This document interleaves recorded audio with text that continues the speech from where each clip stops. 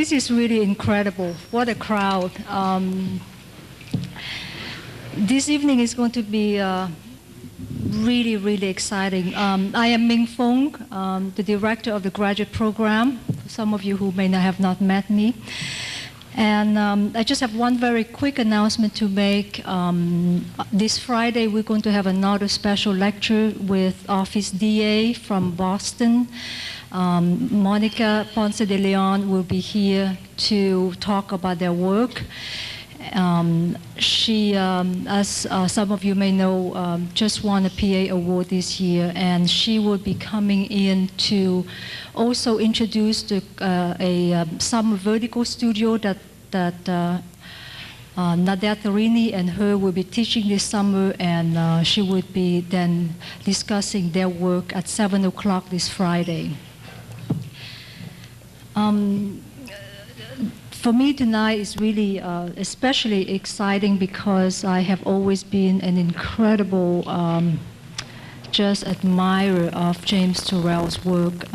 I think that his work is so seminal and so important to architects. I'm just from looking at the crowd, it is indeed that. I'm just going to give a very brief introduction to and give a struck the light. Oh, up the mic. Can you hear me? Barely. Okay. James Turrell is actually a Californian artist, and he started his career in the 60s as one of the leaders of a new group of Californian artists working with light and space. He studied with Tony DeLapp, John McCracken, and was closely associated with Robert Irwin and Larry Bell, artists connected with the California light and space movement. So he had his first solo show at the Pasadena Art Museum in 1967. Sometimes his work, this group is referred as the California branch of the Minimalism. Turrell has always stated that he feels an affinity for many aspects of minimalism, although he believes his own art is about something other than structured and primary form. It is about direct perception. His artwork makes manifest the physical presence of light and heightened visual perception. Except for models, drawings, and prints that relate to his larger works, most of Turrell's art is not object-based. Instead, he provides plans for architectural construction, indoor or outdoors, that are designed to capture and present light. So the work is not the construction itself, but the experience of light and time that it provides. He states the big thing was that the interior space was created by the light and not by the physical confines of the room. And after this, I would would very much like to invite Robert, because James Turrell and Robert have been friends for a very long time, and they have collaborated on a couple of projects. So I would like Robert to come up and just tell a couple of anecdotes about James.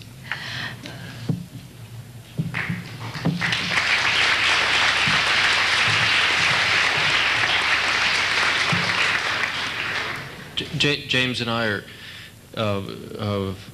actually we talked to each other for the first time in about 8 years or so. That's true. We've certainly collaborated on growing white hair. We've done a really good job at that. It, like many of our other skills, have absolutely no market or of interest to anybody in the world. We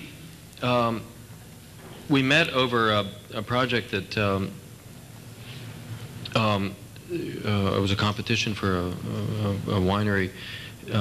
We knew we were going to lose a month before the competition was due when the owner announced at the dinner for all the contestants that it was Michael Graves' birthday and brought out the birthday cake. Needless to say, you know who won the competition. I just three little stories. Well, I guess 3.5, except the third one I'm not going to tell you. The half one is James. What we really have in common is, I should leave this to the end, is that I have often very little interest in architecture, and James has very little interest in art. Yeah. True? So we're stuck doing what we do. James likes airplanes, and when we first were working on, along with Marianne, in fact, Marianne and I being together has something to do with working on a project with James. We had finished a kind of morning of work, and our brains were, because we had spewed out every idea we could ever think of, were pooped out, and James said, why don't we go flying? And we went off to have lunch, and he said, we're going to go to one of the islands, Santa Barbara Islands. So I said, oh, that'll be great. So we flew out there, and James likes flying, but the little planes make a lot of noise. So whatever, I guess you get over that. And we got close to the island, and by that time, I really had to take a pee. But you know, it was no problem because we were flying out to the Santa Barbara Island, and I said, where are we going to land? He said, oh, we're not going to land. We're just going to circle and fly back, which will be another hour. So I said, well, we better land. And James said, oh, that's no problem. And so he just sort of found a piece of land on the island there somewhere, and we landed. He claims that we were in an airplane that could do that kind of thing. Then there was another time, and this one has more to do with James's work. We were flying out to Roden Crater, and in those days you could actually fly inside the Grand Canyon, but James had found a way to really make, I mean, the Grand Canyon is okay.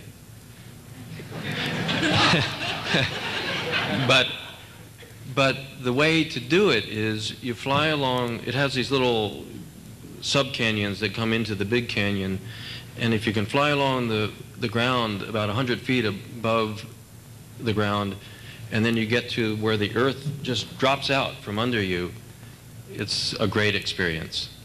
Then that's really James's work. Artists often have a hard time making a living. And so they'll do the funniest things, and this is the story I'm not going to tell. But it has to do with taking families out to the Pacific Ocean and letting their ashes fly. And you can make a few bucks doing this if you know how to do it. And with that, I'll give you James Turrell.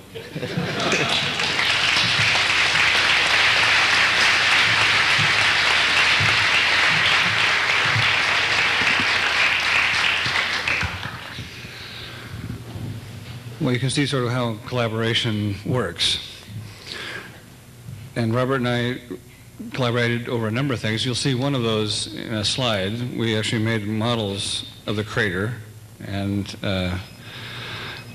I thought for a while that we were really focusing on doing these models and making them, but that was actually the time that Robert and Marianne were getting together, so I didn't know that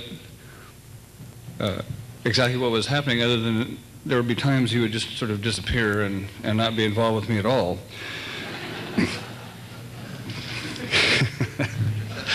Anyway, it was a very good time. when we were working on those things, and we were very hopeful, even though, as Robert said, we did know, in fact, that this collaboration was not going to come to a win, even though we were positive that we had won this. I mean, we keep saying this to ourselves as we made the model. We were sure that we had the best project, but that's not necessarily how you win competitions. One of the things that I think is dear to me is this place. I actually was here before you, almost all of you, and actually my mother, who sort of had me rather late in life. I was 51 when I was born, and which was a mistake. I mean, my father told me once, son, your mother was not amused. And she was, because she was older and had already had children some 20 years before, she had to have a cesarean. But when they were at Philippe's restaurant in Los Angeles, that's when she broke water, and then had to rush over to the Queen of Angels Hospital, which now is called the Dream Center, to have me. So I went over and had lunch today at Philippe's, just for old time's sake. My first studio was actually in Chinatown. That was before I went down to Main and Hill. So I just sort of went around the different haunts here to look at everything. And strangely, things are sort of the same. I mean, Philippe's has not changed much at all, except now they charge 9 cents for coffee. So it used to be a nickel. And I don't know, it looks strangely the same, but all new inhabitants. And one thing you can sort of count on here is that change is the status quo. But I think that's what makes LA exciting. For me, also what made LA exciting is that it didn't function with this terrible restriction of taste. You know, Boston and San Francisco, you know, are cities of taste. They have operas and do these things in a special way, and they sort of print towns. For artists, they're kind of secondary art towns. You can sell your prints there or your drawings, but that's about it.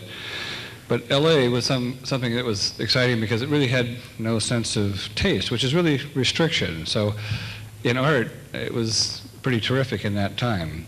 And so in a way, this sort of celebrates where I come from, and I really have very endearing feelings about how things began here.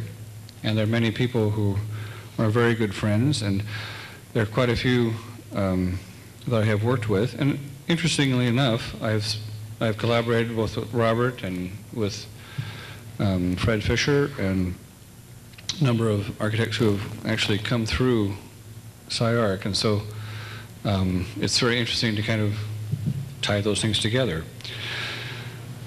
I want to talk a little bit about how I began and some of the thoughts I had in beginning, just to, I guess, give a little background. But my greatest interest was in light and some way to work with light. But strangely enough, it doesn't form up very well. You don't form it with the hands like clay. You don't carve it away like wood or stone. So this way of kind of how to come to work with it was really a difficult thing. But one of the things that, in terms of thinking about how to create space with light, just in a situation like I'm in right now and will be in with the slides, often there's enough light on stage with footlights and the lights above that actually when you look out, you really don't see the audience that you're addressing. So you're in the same architectural, physical space as the audience. They see you, you don't see them. So where light is and where it isn't actually can affect how we can structure space and end the penetration of vision.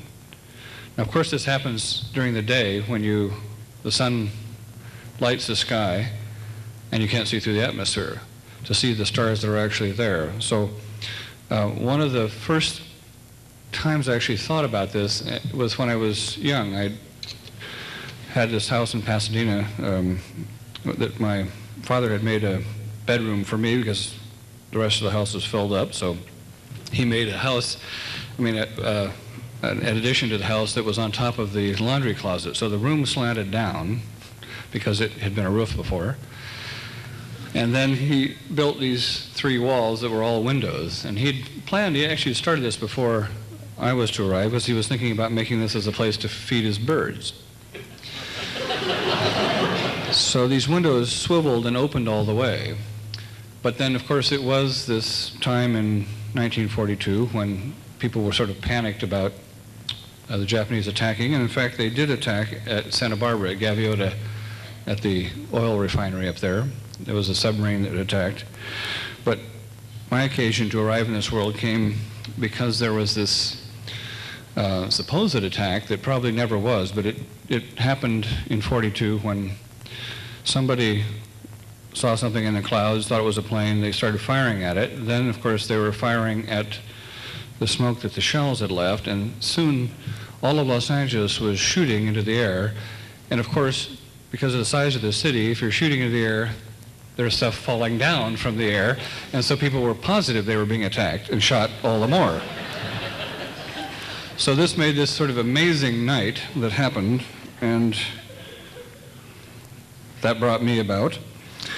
So thanks to the sort of fake Japanese attack, or perhaps real, I come to you. So this room that was going to be for my father's feeding of the birds became mine, and because it was all windows, they had to have blackout shades in the windows. And in these windows, these beautiful dark shades that were actually green on the outside with this sort of tar black interior actually could cover the complete space, so it was really quite dark, even though you had some shading coming in at the edges.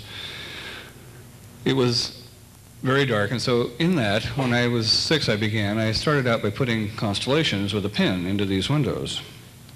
So literally that I could see the stars that were there in the day when you couldn't see them. And so this was, I guess you can sort of, artists always claim these very early works, and so this revisionist history that I'm making is actually this first piece that I made. And in fact, my mother was quite disconcerted because the more I put the stars in, and particularly as I began to put in the Milky Way, the curtains were terribly weakened, and years later did fall apart along the Milky Way. But this idea that you could actually think about stars that were there, but you didn't see because of light, that not only does light reveal, but light also obscures. So this, at the time, seemingly profound thought, was something that really got me into how to work with light, so that where light was in relation to the viewer and to what you were to see, that this actually could regulate this sort of penetration of vision, so that this idea of feeling with the eyes, that the eyes were actually instruments of touch and feeling, was something very important. And in fact, a lot of the pieces I do don't have anywhere near this much light in them, because I really like to have a situation where the light is reduced so that the eye is open, because when the eye opens, the pupil is open, feeling comes out of the eye as touch. And this quality of really feeling light, sensing it as though it were something to touch or to taste, was something that I really found very wonderful. And it's something that we all have. And in fact, most of the times that we're involved with reduced visibility is usually in sort of making love. And perhaps we ought to understand that part of this great feeling comes from just the fact that we're feeling with the eyes. So the first idea in kind of beginning to work with light, I'll start now with the slides. And some of you, let's see, I should, if you could turn this light down, I'd appreciate it. I don't think we need any light on me. Is that possible to do? Thank you. This is, you can see the wonderful brown rug of the Whitney, the cottage cheese ceiling. this was how I began to work with projected light into the corners. Now, to have this sort of sense of making form with light so that light literally was not something that illuminated other things, but the thingness of light, its physicality, began to do things in the space, was what I really was after. This is this first piece called Aphorum, and in this I wanted to have the sense that, first of all, it was the source, the light on the walls was the source, and that the edges or the edges of the confine, that is the walls, were treated almost like a picture plane, because I felt to be involved in a work that was not so much sculpture as it was painting in 3 dimensions, because these pieces are actually involve a hypothetical space. That is, this doesn't really solve up in three dimensions, though it seems like it does. It's another shot of it. And a slightly different piece off axis to one side called Shanta that is blue. And then Wraithrow.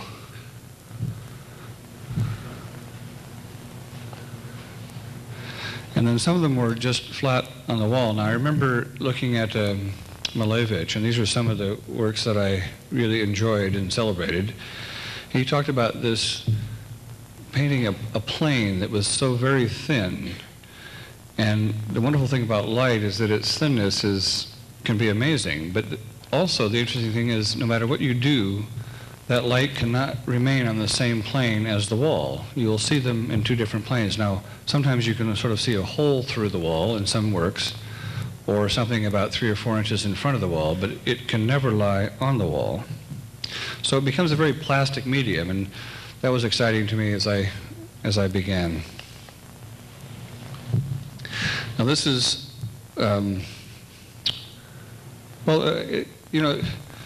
it's always terrible when someone sort of apologizes for their work before you see it, but I'm going to do that in the sense that there's a lot of work that looks terrific in slides and is disappointing in reality. I'm going to say that, or propose to you that this is a work that is very difficult to see in slides or as image, because it doesn't really work with image. I mean, this is generally a work that has, first of all, no object and no image, and also really no particular place of focus. So what are you left with? Well, not a lot in the way of how we sort of form images or pictures, but in terms of how we go about seeing, I think it's something that really addresses that in a very wonderful way. But this is a long exposure of a piece that's similar to this one here that you see a little bit more. This just has to do with time exposure. But that time that the camera needs to see this is not too different from the time we need to see this too. So I like to work with how something changes by the time it takes for you to dark adapt and for the eye to actually open. And then the eye can really feel and really sees light inhabiting space, so that if you look through this space, which is here about 17 feet deep, you realize that to see the walls, which you can see, you are looking through something to see them. And that's this light inhabiting the space in sort of a grainy, foggy way.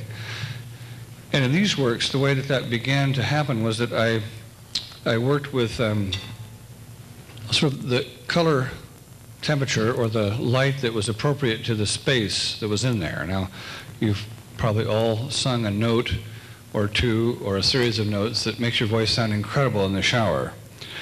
Now, that's basically what you're doing, is you're resonating this cavity. And so there are also appropriate colors to inhabit this space, and when that color occurs, it seems to fog up or be sort of very misty, and it seems to occupy the space. Now, this isn't that much of a surprise, because you may notice when you paint or you're doing some graphic work, there are certain colors that will occupy a space in a certain way, or sort of with the best fit.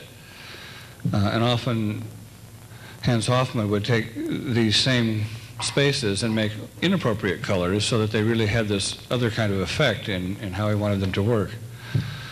But this quality is something that is certainly true in just painting on 2 dimensions, but in 3 dimensions it really does something quite wonderful when the color is proper to the volume. This is another space here where I'm using, this is space off to the left and one to the right, this sort of peach color where I'm surrounding the space on the outside with light from this space that's a little bit in contrast so that it intensifies the color on the interior. And this is then when I began to make these planes.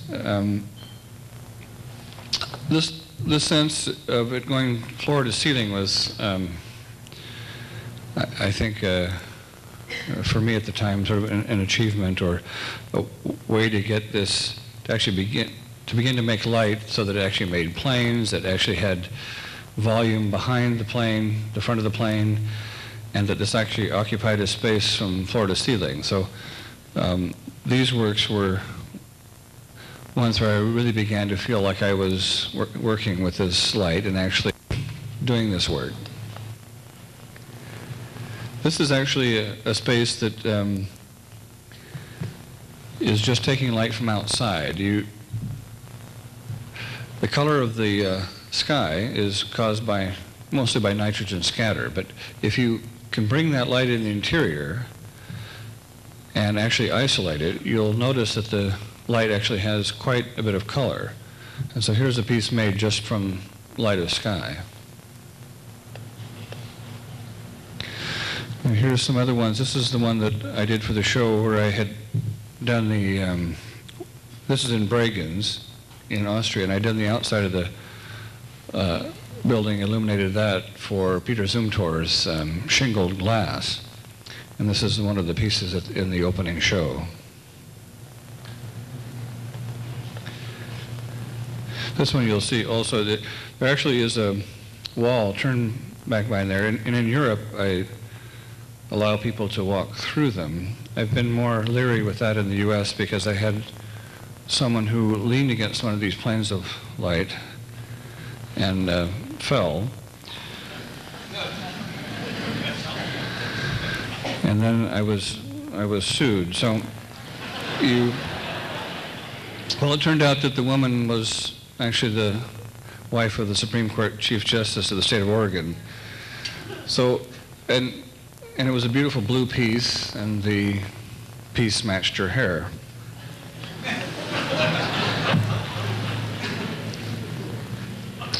This is a work that's, I've done these sort of tunnels. For some reason, tunnels like the tunnel in Houston, Texas, these are difficult spaces and often kind of throwaway spaces. So this is for a company in Munich, Germany. So here are these, I work with, again, with the planes of light from one space into another, and also then this is a space where there's actually a tunnel below, and then above there's a dome, and it breaks through to the into a garden above, at the top of the cupola. This space was made down in Orange County at the what was then the Orange County Museum of Contemporary Art, and it had previously been made in at the Stedelijk Museum in Amsterdam. And in this piece, I again take this light from outside and then have it on both sides. This was on both sides so that it entered both sides of the space. It's a little hard to actually see what happens because the camera sees a little bit differently than we do, but it felt like you were, as you entered the space, that you were literally going underwater. So it was in these spaces that I began to first feel this sense of this idea of how we looked into a space, how it was occupied by light, and how our passage through that could change that sense of feeling light. This is the tunnel in Houston, Texas, and it connects the old Museum of Fine Arts with the new Mineo building.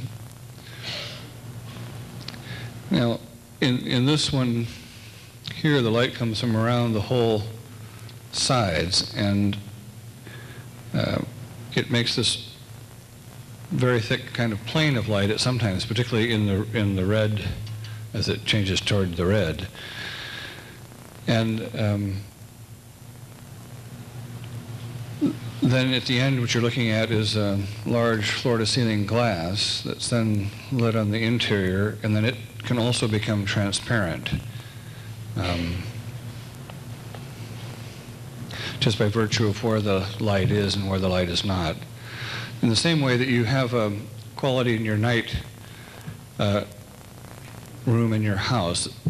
For instance, when the light is on in the house, you can't see through the window into the night. But if you turn the light down in the house or off, your vision penetrates through that window into the night.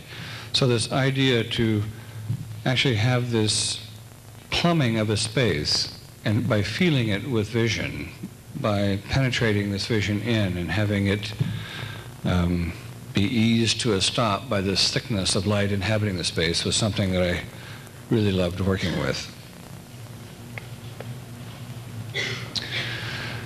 This is in its red aspect. It doesn't photograph too well, but it becomes terribly thick in this aspect, and it seems as though the light comes right up to the eye, and is no longer out there anymore, but comes right against the eye. Now, you may notice I'm not afraid of color. I really enjoy full, rich, saturated color. Now, this is a space that sort of combines to, and I've left more to Europe, where I don't mind so much people entering the spaces because they don't seem to have the habit of suing so much. And this is a little bit like that blue space. This, you go up to this space, it becomes quite flat at the opening, and you actually go through that opening and into the space. And the light out here is how we normally see light, because we use light to define or to illuminate spaces or surfaces. We would like to get architects to stop from just designing a building and then sticking lights in the ceiling. That kind of thing we kind of have to get over. And so please think about the light as you design, as opposed to after you've made your form. In these spaces, as soon as you enter that space, the light is markedly different, because rather than defining surface,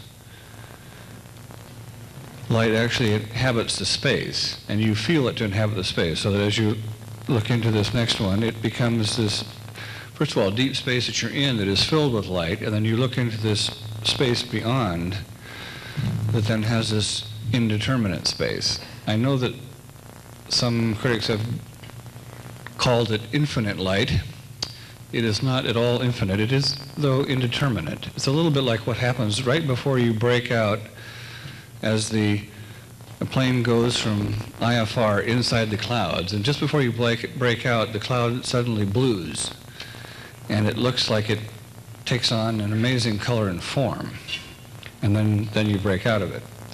So it's a little bit like that sense. And also, by taking away horizon, you have this more floating or strong physical feeling of the light, causing you to feel a little bit, well, it's not even dizzy, but you feel lightened by it, because this light goes under you, has no particular horizon, no sort of reference in that aspect of gravity. One of the things that that sort of began to happen was I was doing these pieces that people kind of, it was like another way of seeing light. I think it's almost, the best way to describe it is almost like the kind of light that we greet in our dreams.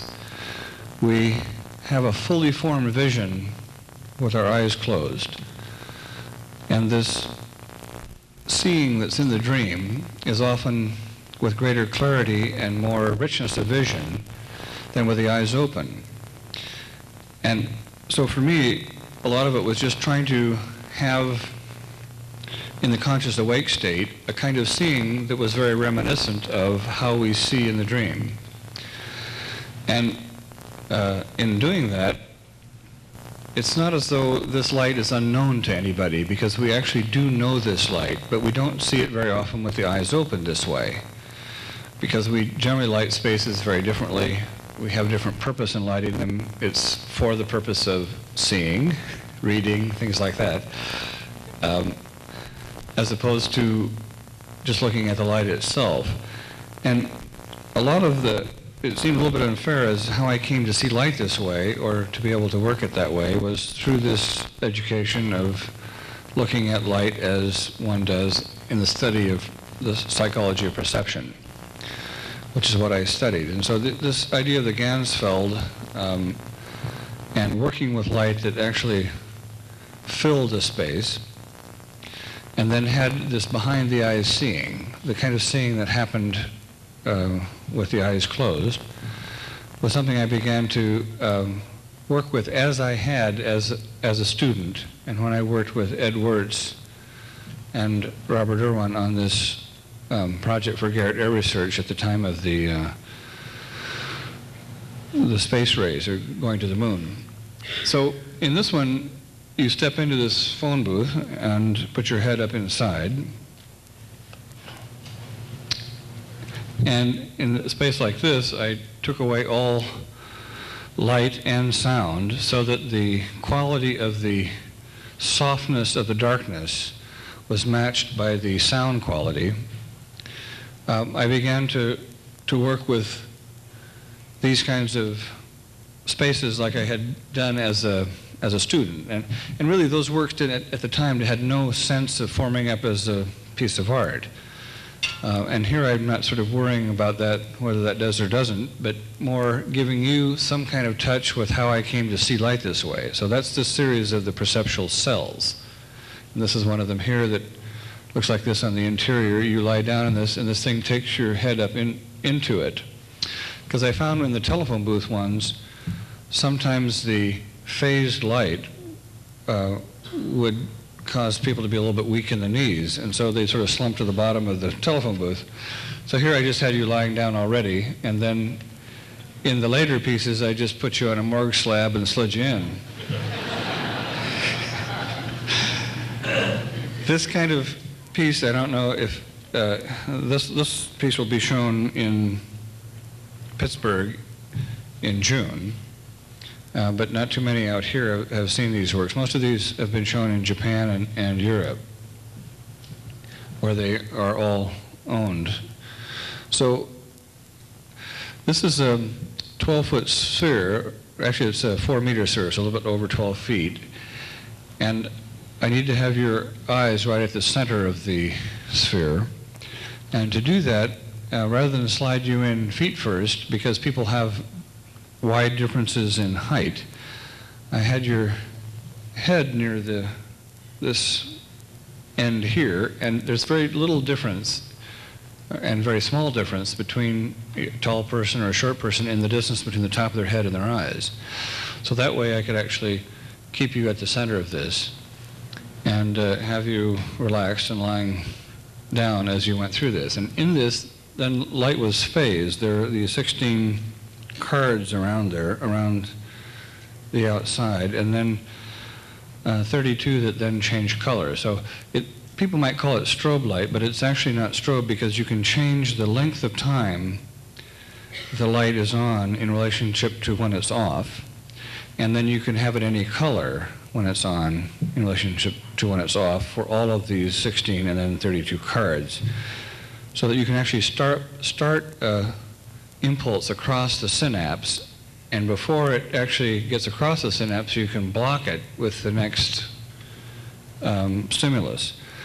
This way, you can actually isolate and see the organization of the cones in the eye, which is quite remarkable. So this sort of takes the Purkinje effect and really pulls it apart so that you literally can see your blind spots, so you actually can see where you don't see. And in doing this, I first started by representing where you don't see as black, because normally you would think that. But then it turns to gold, and then heads on from there. But it's quite remarkable to see this behind the eye of seeing. And in terms of virtual reality, this is how I think we're going to do it. We're not going to be looking into a TV screen, but eventually we should be skilled enough that actually the same way that I can receive an image as in the dream, this image can be passed to you. Okay, this is celebrating a little bit of downtown LA. This used to be right across from the TC, Temporary Contemporary at Mocha. And this was the gas station that was there. This building is off to the left, and you can still see that building remaining. And in this I made a sky space. And right where the old racks had been to lift the cars is the space. This is sort of a 4-square space made like a Quaker meeting with these kind of pew-like benches, and the light is at the top of the bench. So in the top of the bench is the light, and then top of the space was like this. And in here, the mix of light on the inside in relationship to the light of outside brought this space down to the top of the space you're in, so that the sky was no longer out there anymore. It appeared to be right in close contact with you. And that quality is something we've always seen in LA, because it always looks like the smog is over there, never kind of right where we are, but kind of over there where you can see it. And this quality of being in close contact with sky, and then later with different celestial events, is something I really began working with. And to me was, at the time, seemed difficult, because how do you work with light outside? The light of a flashlight is absolutely insignificant in the noonday sun.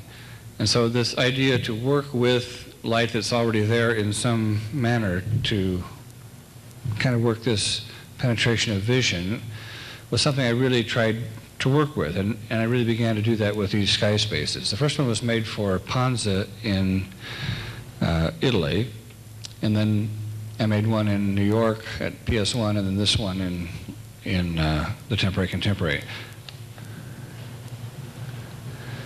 This light on the inside really made this coloration to the sky above, so that when you're in the space and you look up, the sky has one color. If you go outside, you'll notice that the sky has a very different color. Now, obviously, I haven't changed the color of the sky, but this context of vision and how we see is such that we give the sky its color. We believe it's something we receive. But since it's something that we make, I can then change that. So you can actually make the sky any color you'd like. This piece moved from a gas station to this space that's at the Einsteins in Brentwood, and they're very kind stewards of this work and allow many people to come and see it. This began these series of work I called the autonomous spaces, or the sort of spaces that were made like follies. They're made outside, and you go into this sort of transformative space, and it is in some way different, whether it's the sky or some other light that comes in. And then I began doing pieces in these gardens, in one at the Billy Rose garden that Noguchi designed at the Israel Museum, and then in Ireland in 2 spots there, one which you can now see in Kilkenny at the Kilfane Garden. This is the piece at Ponza's. It was the most open of all the works, and this relationship of open to close turned out to be quite important and had a great deal to do with the location. This worked very well in the north of Italy, but would not work very well in Arizona at all. And here's another one. This is the first elliptical one I made, but was only temporary. And this was, you can say, Mount St. Michael's in the background to the right. This is in Cornwall, in Penzance. and was made for the occasion of the eclipse in 1999. And this is one that's made on the border between Scotland. I haven't quite finished the landscaping around it. This was made between Hadrian's Wall and the present border to Scotland. Now, the people who live there feel to be in Scotland, but of course are told that they live in England. These are some of the models for this series of work. I have about 40 different pieces that are actually these autonomous spaces or these kind of follies made for gardens or for outdoors. This one here works the sky space in the top, and then it actually lenses and has an opening in the bottom and then projects down onto the floor the cloud patterns that might exist above. And this is one of the larger ones, and in this one, if you can imagine walking up to it, the sky is quite a ways away again, because that's how we generally see it. But this brings the sky down inside the seeming structure of the piece, because there's a flat made by the top of each of these tunnels that crosses and then makes that edged space there in the center. This one is called Outside In. And then the same sense of doing this outside in, I began to make these I've made 3 of them so far, longhouses. Now this longhouse has an underneath part too, because up in the area of Niigata, Japan, they have a 2.7 meter snowpack. So they asked that whatever I make be at least 3 meters above the ground. And this one, it's a very traditional, almost temple structure. You can see the roof is at one side. It will slide back and then creates this opening in one of the spaces. And the whole bottom of it then is a bath, because they put slats that fold down so that the snow is kept out from under the building during the winter. So the whole bottom of it is a bath. This is the entrance into the space. And then this is this entrance into the bath. Now, I made one sort of large mistake, I guess. The normal tatami seems a little bit small to me, so they don't quite fit on it. And when you make these kind of structures, the module is completely the module of the tatami. So they have a larger tatami that they use in the temples called kyoma. And so in Kyoto you'll see these larger tatami. So I thought, that's what I'll do. I'll use that tatami, and then I can get through the doors and negotiate the space myself. And they were quite agreeable, but I didn't realize that when I selected that just like the building materials in the United States, we use sort of 4x8 sheets of plywood. Everything is sized there to this tatami, including all the pieces of all the post and lintel pieces, so that none of the modern workers could actually build this. They had to get these old guys that actually knew shaku and ken, knew these old measurements, and the young architect that I collaborated with didn't know any of these measurements himself. So he had to go learn all these measurements, so we all did, and now I have a tape measure with shaku and ken. But this is something that cost considerably, because I didn't use the standard building materials, and it all had to be handmade. So sometimes we can make these mistakes without really knowing, and I did that. But what it did was it employed all the older guys who hadn't had work for some time. This is, again, I showed you that one space that was in the break in the show on the interior. I had 3 floors as part of the opening show for this Peter Zumthor building. These are glass shingles, and in this I did this lighting of the interior of the building for him.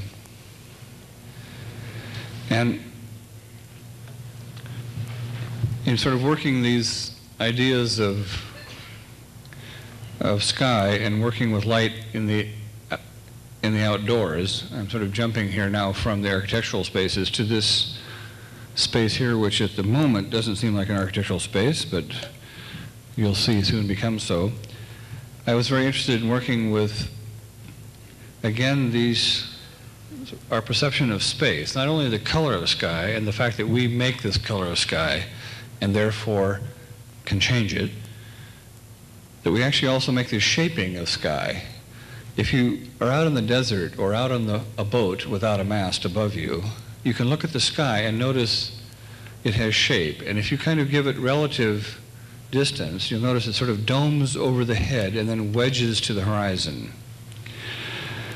And then if you lie down, the shape changes. So clearly we're giving space this shape. And in the same way that it looks like we glass over on the ceiling of these sky spaces, we somehow make closure. In a sort of like set theory in a way, we literally, with the hint of closure, finish it off. It's a little bit like, when your significant other is a little bit slow with their sentence, you go ahead and finish it. We do the same with everything. We literally create this closure or this sense of filling out.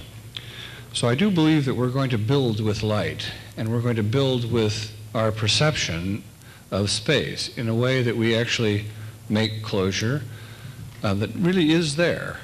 I mean, it's not something that is fake or an illusion. It's something we do as the humans we are, so that we can actually use this in building.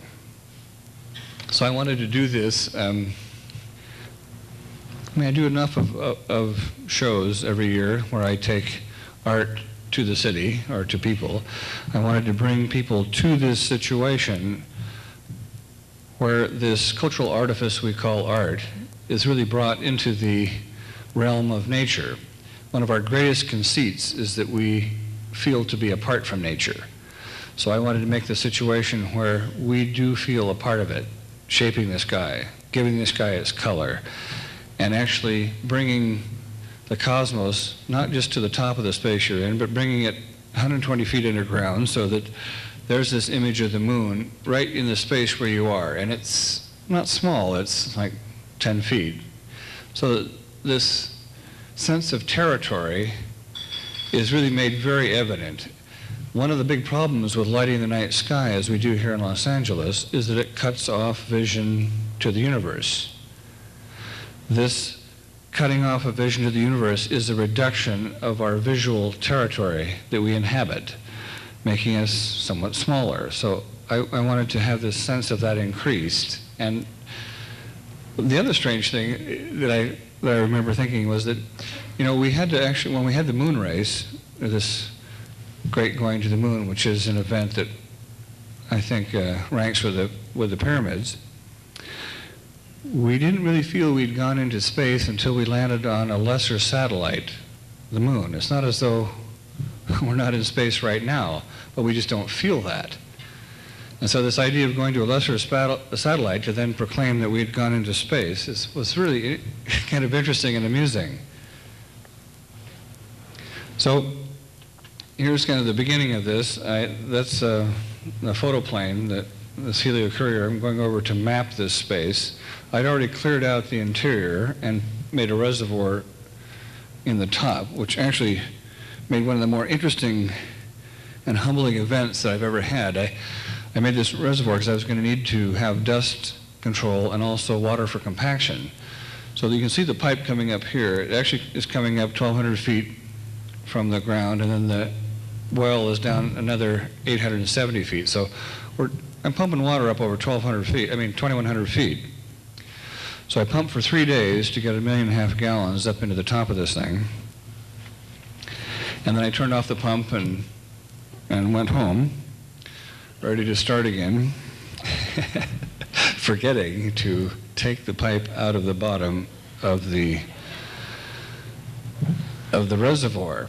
so that when I came back, 1.5 million gallons had gone back down the same pipe and siphoned itself right into the well again. These are the moments when you wonder about your sanity. Because, this looks terrific to take photographs and to make drawings. And then you get out on the place and you realize the diameter of the thing is over a mile, 1,200 feet above the ground, and you get involved in scale. And I, of course, believe that, of course, this is the traditional mastaba shape of the volcano, the truncated cone, Quiquilco near Mexico City, Old Sarum on the Salisbury Plain near Stonehenge, also Herodium. Many of the earliest mastaba shapes were truncated cones. And so I thought, well, I have the pyramid already made. I just had to put in the chambers. So, and this is what I also told my financial backers. But when you get out there, you do get humbled occasionally. And that was one of the first ones, was pumping all this water up and having it drain right back. Okay, again, as I said, it's wonderful to make plans, and these were the first plans I started out. This is the volcano in plan view, and then the dark part is actually in section along one of the tunnels. Yes, thank you. So that you see that section of the tunnel up, and this little side volcano off to the upper right was where one of the tunnels was going to begin, so I have it cut along that tunnel.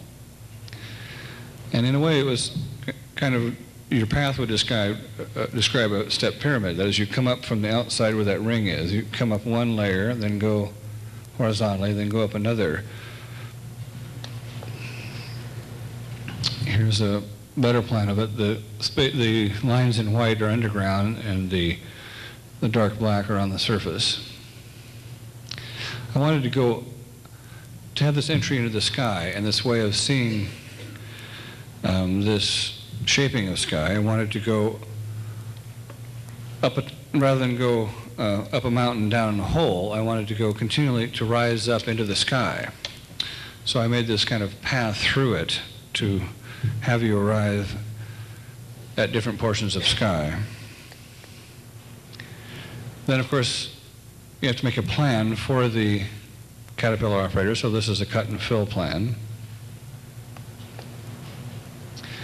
And then here's this drawing made about it. So I made plans and drawings. This is actually made by taking the materials that were there and then fixing them with fix-its onto the back of a drawing. And this is actually in reverse. This is a mirror image. And the reason I made a mirror image was so that we could then actually make the model. And this is where Robert and I worked on these things. So this is the model. That's the crater that you see there. And I don't know how long we worked on this. It was about 3 or 4 months, I guess, right? Anyway, this has gone through several restorations now. So, artist tool. And you do see me working it, and you'll notice that that was actually a time when I had a red beard.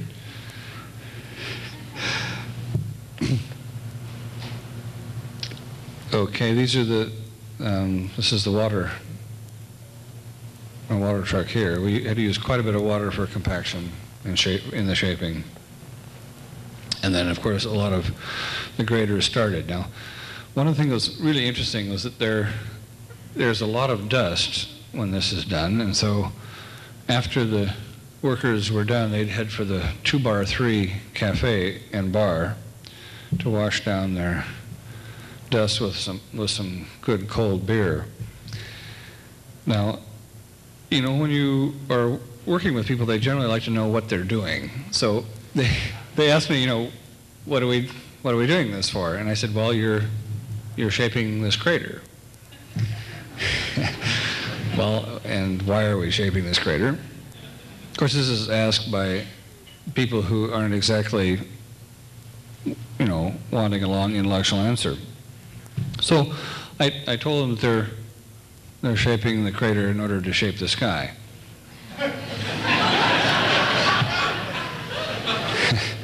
They just wanted to know if they're going to get paid on Fridays. And the thing that was interesting is that I did do that plan that you saw previously in the cut and fill diagram. And when that plan was finished, we had moved about 220,000 cubic yards of earth, and, the sky didn't move, honey. The earth did, but not the sky. And this was quite disconcerting. So at about $1.25 a yard at the time, I was trying to figure out what was wrong. And this is when the first little problems came up of scaling. If you read Light and Color in the Open Air by Minart, it's a wonderful book. It's about the observational nature of occurrences that happen in the sky and around us. And he discusses this shaping or this celestial vaulting. And then after I had done this, I made a smaller one in Holland in the dunes. You can go see it in Den Haag. Actually, that worked perfectly. It just is that the scaling considerations were not taken into effect, and actually how this worked over a number of different kind of spaces was not really worked out. So I then had to go and start to change this and to direct them sort of empirically as I stood there in shaping this crater. And finally, it did begin to work. And at the end, it was pretty amazing in the sense that I did figure out how to get it to work, and it was quite different than the plan I first had. And it was really interesting because these guys would be down there working, and they'd get off their caterpillars and graders, and they'd come down and look, and they'd go around, and we'd do some more work, they'd come down and look again, they'd stand, and then they'd lie down and look at it.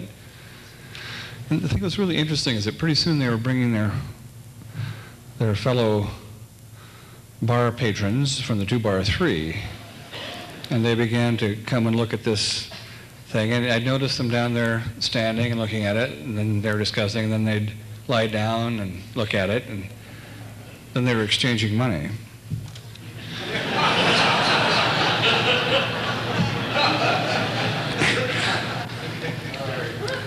So that was kind of the first sort of note in the area where everyone still thinks I'm a rancher, that these guys were actually making money off telling people that they'd use their caterpillars to change the shape of the sky. And almost all the workers there are Navajo. And the other interesting thing is that I might think I'm doing this project and it's, to me, kind of a big thing. But I have a daughter who is a protege of Andrew Weil from the University of Arizona, this doctor. And of course, all the interns get given the most difficult patients. So the Navajos aren't very interested in invasive medicine. They don't like to have needles put in them for IVs. They don't like to have shots. And also, they especially don't like to be touched with these rubber gloves that are somehow snapped on by the older professional doctors. So she was given all these more difficult Navajo, and particularly Navajo women, who didn't care to have this invasive Western medicine done quite like that. And so she ended up, she massages them and talks to them about their sons who come to the city and get involved with white ladies and never return to the reservation. And after a while, I realized that I wasn't really known as the one who had this project in Arizona of the crater, but I was known as the father of the doctor that treated the mother of these guys. So this is we used, in some of the tunneling, this is the horizontal tunnel going in. It has quite a few, in some places there's 120 feet of earth above, so it's quite quite a structure, and it's knit like this. And then there's the knitting on the outside that's done with cable, like a Mexican finger puzzle that you put your finger into, 2 fingers into, then you try to pull it out and it doesn't come out. That way it can be stressed. You can put tension on it and have this stress put to the concrete to make it stronger. So these guys are very well known at making high steel and a lot of concrete constructions, but this is one where they could do it right next to where we live, or where they live. And so it was quite a good crew that worked on this. And these are some of the ancillary tunnels down in the bottom of the crater, in the bowl of the crater.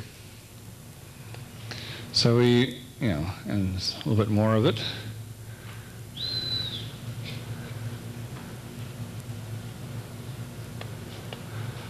As I said, this all is very interesting when you make a drawing on and use photographs, but then when you're actually doing it, you realize you're kind of involved in something a little bit bigger than you had thought.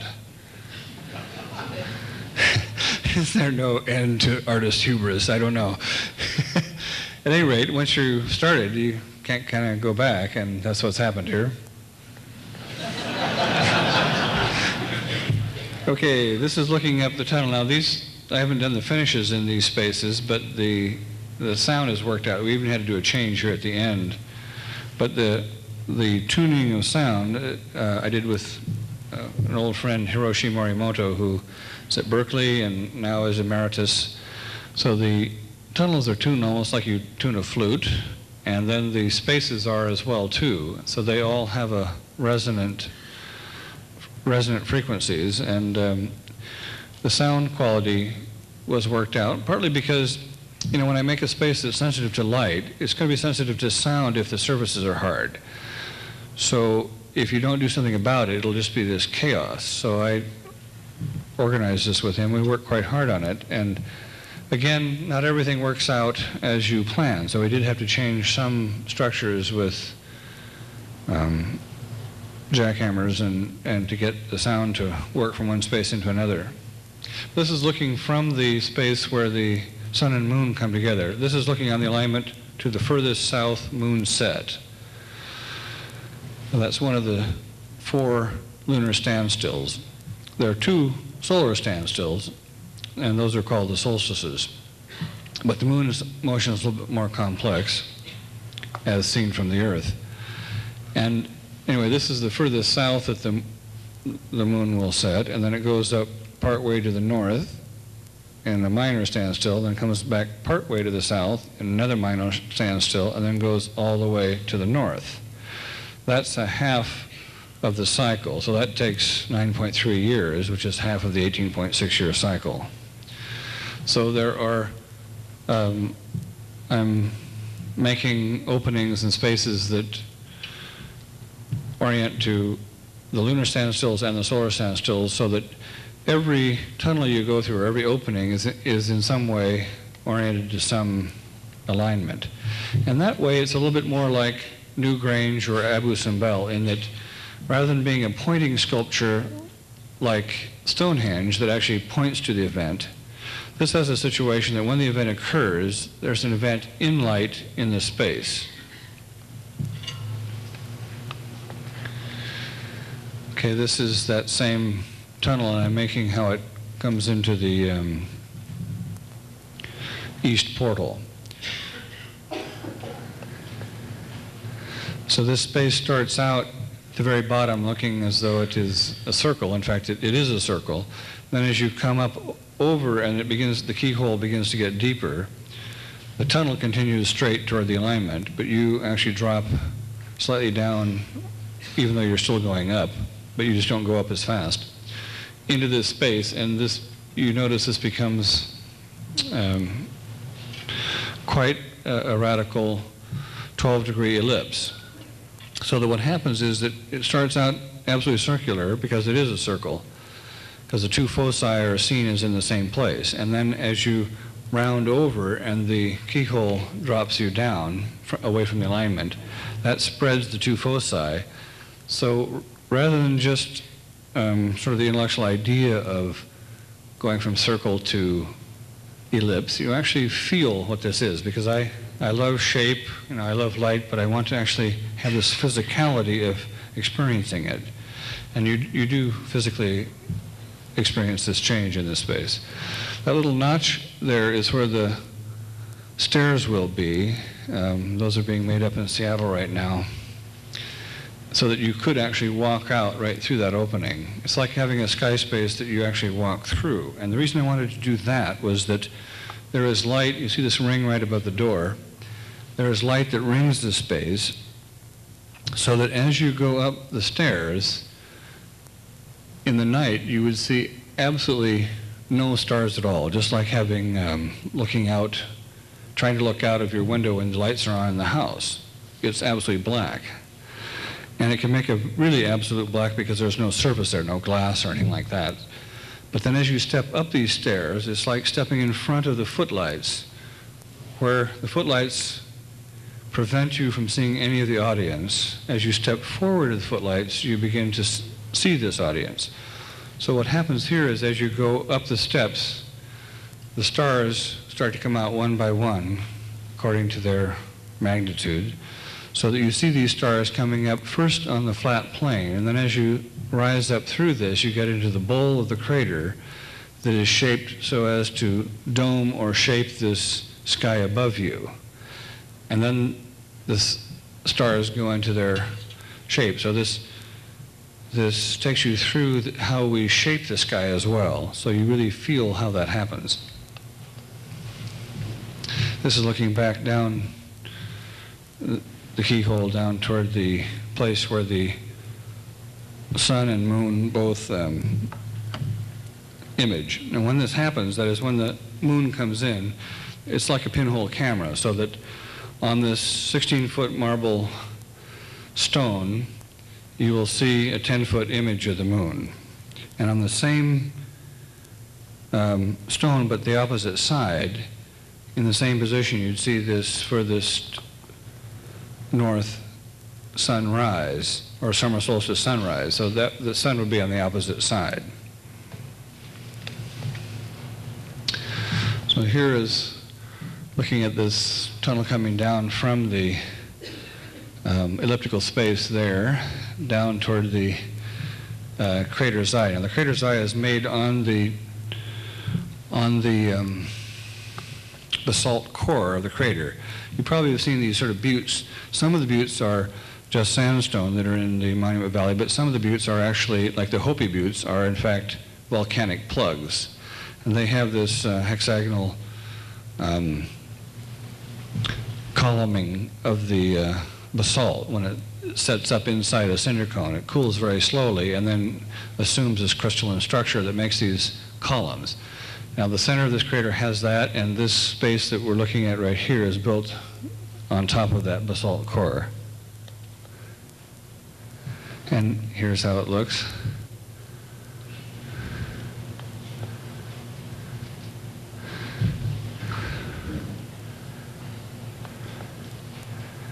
And then this is coming out of the crater's eye into the bowl of the crater itself.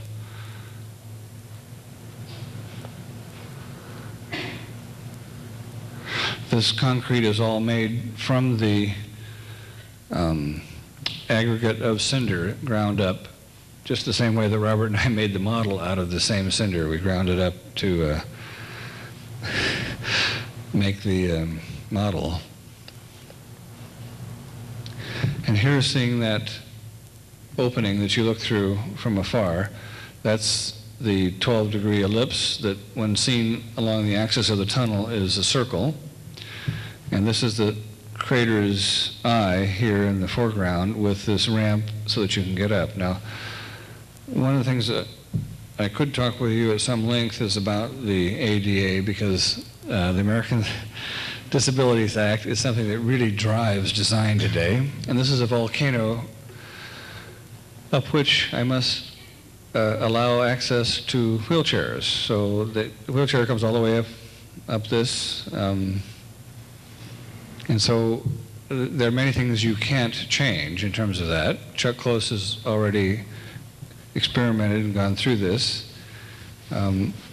So that's worked out. Some of the other things I had to deal with were tunnels that have to go up at 8 degrees and that have to be wider on the bottom than 7 feet. So that would require a handrail down the middle, which then would put a handrail right into the image of where the moon comes. Now, these are sometimes difficult issues, so we worked with the building department in Coconino County, and they made a new classification of the Type 5 building, which is land art. So I actually had to change the uniform building code for our county in order to get this okayed. That's another story. And here's looking the other way from this opening here. This is where you would walk out of that sky space that is the ellipse, and that's a silicon bronze stairway. Then it would step, it's a little bit off axis in this photo here. And then, let's see, maybe, oh no, I don't have the plinths in yet in these photos, I'm sorry. But anyway, this looks to the big volcanoes which are in the distance. This is an area where there are 400 volcanoes in the San Francisco Peaks volcanic field. And this is one of them, and it's probably the easternmost at Roden Crater. And this is pretty much how far along I am, except that I have the stairs come in this month, and I have the plinths already in, and the interior with the purple cinder is all up there, and I'm doing the stonework in there. But this is about how it is, and I know that a number of people have questions about when it's going to be open, and when it's going to be done. My daughter, who's a doctor, was born at the time I had this idea. She's now gone through medical school as a doctor. She's married and having her first child. I'm like those guys that never finish their thesis. And this is as good as I can do, and right now it's going well. But as far as the time to be done, I have no real comment on when it's going to be done, other than to say that it is now really coming along. Thank you very much.